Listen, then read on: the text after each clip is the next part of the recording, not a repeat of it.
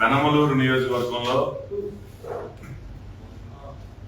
జోగి రమేష్ ని అభ్యర్థిగా ప్రకటించిన తర్వాత ప్రభుత్వ అధికారాన్ని అడ్డం పెట్టుకొని అన్ని అక్రమాలు చేయడం మొదలుపెట్టాడు. మొదటగా పెడన్ నియోజకవర్గంలో మంత్రిగా పనిచేసిన వ్యక్తి ఇబ్రహీంపట్నంలో నివాసం ఉంటున్న వ్యక్తి పెనమలూరు నియోజకవర్గంలో వాళ్ళ కుటుంబ సభ్యులకి ఓటు హక్కు ఎలా కల్పించారు? రెవెన్యూ సిబ్బంది దగ్గర నుంచి పోలీస్ సిబ్బంది దాకా, అలాగే కలెక్టరేట్ లో కూడా ఇతని అధికారానికి లొంగి పనిచేయడం జరిగింది. పెనమలూరు నియోజకవర్గంలో అతను నివాసం ఉండే ప్రాంతం ఎక్కడ? ఎక్కడా కూడా అతనికి అడ్రస్ ప్రూఫ్ కూడా లేకుండా ఓటు హక్కు ఎలా కల్పించారు? పెడన్ నియోజకవర్గంలో మంత్రిగా పనిచేసినప్పుడు అతని కింద పనిచేసిన రెవెన్యూ సిబ్బందిని కానీ పోలీస్ సిబ్బందిని కానీ ఇక్కడ అధికారులుగా ట్రాన్స్ఫర్ చేయించుకోవడం జరిగింది. ఉయ్యూరు సిఐ గాని మరి కంకిపాడు పెనమలూరు స్టేషన్ లో ఎస్ఐలు గాని అలాగే రెవెన్యూ సిబ్బంది గాని ఎలక్షన్ కమిషన్ కూడా కంప్లైంట్ పెట్టడం జరిగింది. అయినా ఎటువంటి చర్యలు తీసుకోలేదు. అక్కడ రాష్ట్ర ప్రభుత్వ అధికారాన్ని అడ్డం పెట్టుకొని ఇక్కడ అధికారులతో ఎలక్షన్ ఏదో ఒక విధంగా అక్రమాలు చేసి గెలవాలనే ప్రయత్నంలో భాగంగా ఇదంతా కూడా కుట్రలు కుతంత్రాలు చేయడం జరిగింది. జగన్మోహన్ రెడ్డి పెడన్ నుంచి పెనమలూరుకి మార్చగానే అతను ఫ్రస్ట్రేషన్ స్టార్ట్ అయింది. ఏం చేయాలో తెలవాల. అక్కడ సంపాదించిన అవినీతి సొమ్ముతో ఇక్కడ కార్యకర్తలను ఏదో ఒక విధంగా లొంగ తీసుకోవచ్చు. తెలుగుదేశం పార్టీ కార్యకర్తలను కొనేసి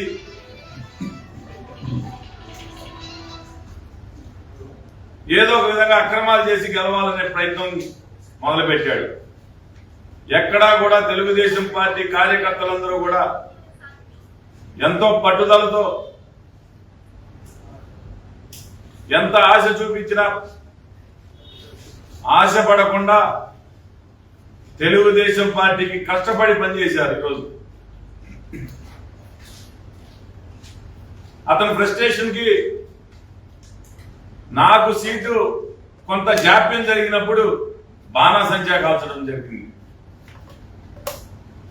సీటు ప్రకటించగానే స్వీట్లు పంచడం అంటే ఏంటి? ఇది ఒక మైండ్ గేమ్. మైండ్ గేమో లేకపోతే ఇతని పిచ్చోడు అనాలో ఏంటో కూడా అర్థం కాని పరిస్థితి. విచ్చలవిడిగా డబ్బులు ఖర్చు పెడతాం, విచ్చలవిడిగా మధ్య ప్రవాహం చేయటం,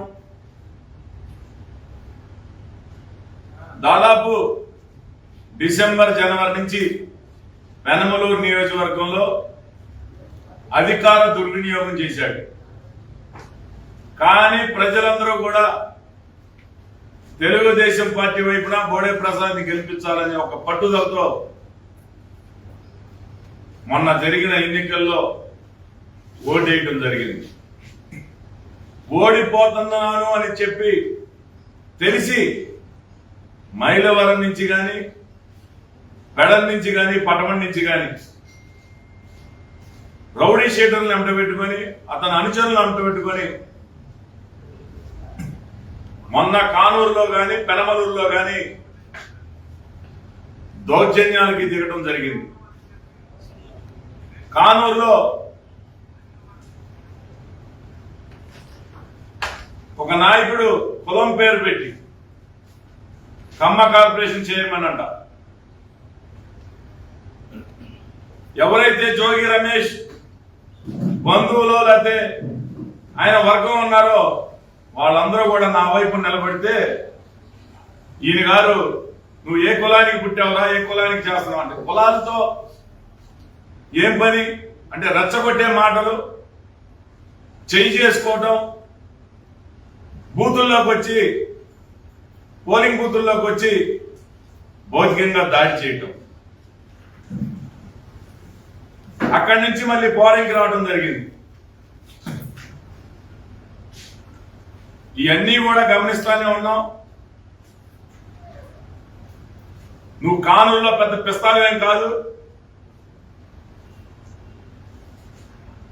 మైలవరం నుంచి నువ్వు తీసుకొచ్చిన రౌడీలు ఎవరైతే పాషా,